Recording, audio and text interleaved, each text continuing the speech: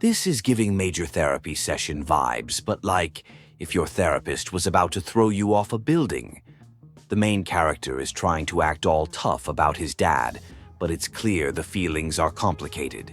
He says he loves him, but the word obviously is doing a lot of heavy lifting here. He's trying to justify his whole revenge quest, basically saying, "Why would I be doing all this if I didn't love him?" Then things get real when the other guy starts yapping about Shroud, the villain who unalived his father. The tension is so thick, you could cut it with a super-powered knife.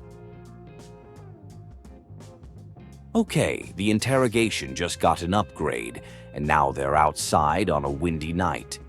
The guy being interrogated is, understandably, freaking out. He finally spills the tea on Shroud's location, Llewellyn Steelworks. The main character really had to dangle him off a building to get that info, which is some serious main character energy. The scene shifts to the steel mill. All dark, industrial, and full of dramatic music. He's clearly walking into a trap, but he has his game face on. You just know a major showdown is about to go down in this rusty, tetanus-filled playground. He confronts Shroud's goon, who starts dishing out some seriously messed up details about his dad's final moments. It's a low blow designed to get under his skin, and it is absolutely working. The villain is just yapping, trying to trigger him before the real fight even starts. We get the big reveal of the bad guy's power set, and he calls himself Toxic. The name is a little on the nose, but we'll allow it. He explains that the augments regular people use are even better on someone who already has powers, which sounds like a major problem for our hero. The fight is not going well, to put it mildly. He's getting absolutely wrecked by Toxic and the other goons. His suit's shields are failing, and the enemy is trash-talking him through the whole beatdown. It's looking like a major L for the home team right now, no cap. His suit's AI is giving him the stats, and it's not looking good. He has just under 13 seconds before critical shield failure. The villain is taunting him, saying his escape plan won't work. This is that classic moment where the hero has to pull a miracle out of nowhere.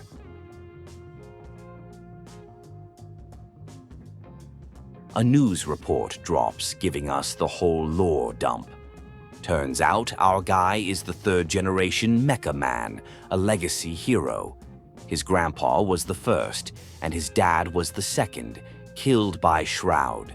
The news frames his recent defeat as the potential end of an era for the city. He's at a press conference, looking totally defeated.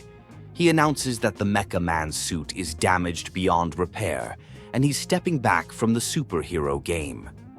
The reporters are swarming him, and you can just feel the weight of his family's legacy crushing him in this moment. One reporter goes for the jugular, basically calling him a failure who ruined his family's legacy. He asks how disappointed his dad and grandpa would be. It's a brutal takedown, and our hero has no comeback. He just has to stand there and take the L in front of the whole world. Now powerless, he tries to stop some random criminals and immediately gets into a fight he can't win. He's running on fumes and pure ego, calling himself Mecha Man even without the suit. It's honestly kinda sad to watch him get beat up by some low-level goons dressed like Skittles. Out of nowhere, a real hero named Blazer shows up and saves him. She knows exactly who he is and seems weirdly impressed by him. She fixes his dislocated arm like it's nothing and suggests they go get a drink. The vibe shift is immediate, from a back alley beatdown to a potential meet cute. Over drinks, he admits he burned through his entire family inheritance just to keep the Mecha Man suit running. He's completely broke, and being a hero is the only thing he thinks he's good at. It's his whole identity, and now that it's gone, he's totally lost.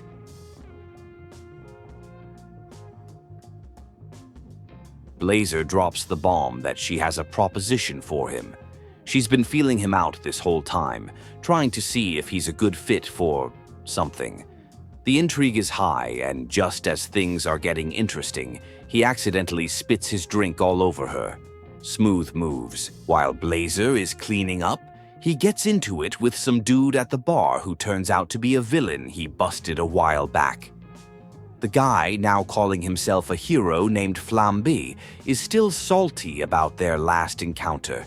It seems like trouble follows this man wherever he goes. Blazer finds him outside, and instead of being weirded out by the chaos, she invites him for a nightcap. She flies them to the top of the Hollywood sign, which is a definite power move. The setting is giving major romantic vibes, even if they both pretend it is not a date. Blazer reveals she knows his real name, Robert Robertson III. She got it from an old friend of his dad's. This leads to him sharing his whole sad family history, a tradition of men dying in the Mecha Man suit. It's the classic, tragic superhero origin story, but it hits different. Just as he thinks they're about to have a moment, she pulls back and says, "This is all official business." The proposition she mentioned earlier is a job offer. The company she works for, SDN, will rebuild his suit if he agrees to work for them as a dispatcher and mentor. To see if he's got the skills, she makes him do a training simulation on the spot. A holographic dude named Phenomenon walks him through the basics of being a hero dispatcher. He has to pick the right hero for the right job based on their stats. It's literally a superhero management sim. The simulation continues, throwing different scenarios at him. He has to deal with villain hideouts, museum guest speaker gigs, and highway goons. It's a crash course in the wild variety of tasks a hero network has to handle, from epic battles to glorified community service gigs. It is a lot to take in. He's still in the simulation, learning about the corporate side of superhero work, like paid time off and 401k matching.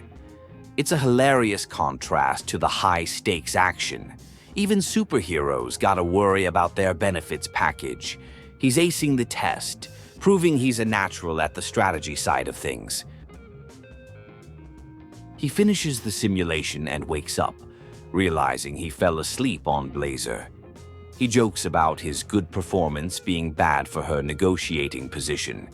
She tells him to meet her at the SDN offices tomorrow, leaving him on top of the billboard. He's officially in, but first he has to figure out how to get down. He's watching a cheesy SDN commercial featuring Phenomenon, the simulation guy. It's all very corporate and polished. He meets a new hero in training outside the office, a nervous guy whose power is making everything wet. The corporate world of superheroes is proving to be just as weird as the street-level stuff. His first task at SDN is to take off his clothes and put on a generic corporate outfit so no one knows he's Mecha Man. He meets Invisigal, a former supervillain who is part of a rehab program. She immediately roasts him, calling him a washed-up dad-bod superhero. The workplace drama has already begun. Blazer gives him the grand tour of the SDN office. It's a mix of a standard corporate office and a superhero hub, complete with aliens in the mailroom and a Florida man with powers. The vibe is very The Office meets the Justice League, and it is a lot to process. He has a shocking reunion with Trackstar, his dad's old sidekick who used to babysit him. Except now he's an old man named Chase, because his super speed powers also made him age super fast. It's a bittersweet moment, catching up with an old friend who has been through a lot. Chase introduces him to the team he'll be dispatching, and it's a whole crew of ex-villains in the rehab program. They're called the Z-Team, and they are a collection of dangerous misfits. This job just went from being a desk job to being a glorified parole officer for superpowered criminals.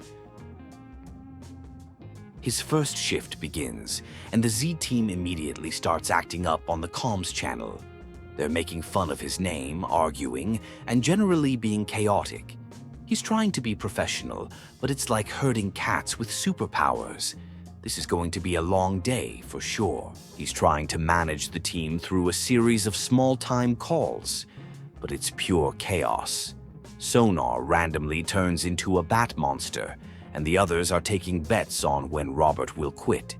He's quickly realizing that managing these personalities is the real challenge, not the missions themselves. The team continues to be a mess. They're more interested in gossiping about seeing Mecha Man at a bar than doing their jobs. Flambe is still mad about getting his butt kicked, and the rest of them are just stirring the pot. Robert is stuck listening to all this drama over the headset. After a particularly rough mission, he learns that the last dispatcher only lasted 2 days. The team seems to take pride in being unmanageable. One of his heroes ranks up, and he has to navigate the system to assign skill points.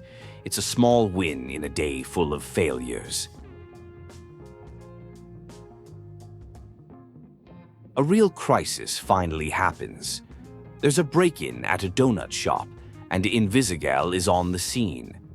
Chase explains that he can tap into security cameras to help her out. This is his first chance to really prove his skills as a dispatcher in a high-stakes, real-time situation. He has to hack into the donut shop's security system, which involves a surprisingly complex minigame. Meanwhile, Invisigal is getting impatient. It turns out even a simple donut shop has a high-tech security grid that he has to bypass before he can provide any actual support to his hero. The situation escalates. The shop owner, Granny, grabs the thief's weapon and it's about to explode. Robert orders Invisigal to take out the thief, but she disobeys and goes for the device instead. Her choice results in a massive explosion, and he loses contact. His authority has been completely undermined. He runs into Invisigal in the break room, and she is not sorry for disobeying him. She calls him out for being jumpy and says he has no idea what it's like to be a real hero facing actual danger. It's a brutal verbal takedown that clearly hits a nerve with him. The argument gets even more heated. She roasts him for being a nerd playing a video game in a suit his dad built. She says a real hero puts their life on the line and cannot just press a button. The fight leaves him speechless, questioning his own value and place in this new world. He debriefs with Blazer and Chase, who think the shift went relatively well, considering how low the bar is for the Z-Team. But Robert isn't satisfied. He argues that to lead these villains, he needs to act like one. He needs to get in their faces and earn their respect through tough love. As he's leaving for the day, the nervous, wet-powered kid from the morning shows up. He's been hired as a helpful janitor and is adorably grateful to Robert for helping him get the job. It's a small, sweet moment that shows Robert can still make a positive impact, even on a rough day. Just as he's about to ask Blazer out to dinner, she's joined by her boyfriend, who turns out to be Phenomenine, the celebrity superhero from the commercials. It's an incredibly awkward moment, crushing any romantic hopes he might have had. The ultimate friend zone moment delivered by a top-tier hero.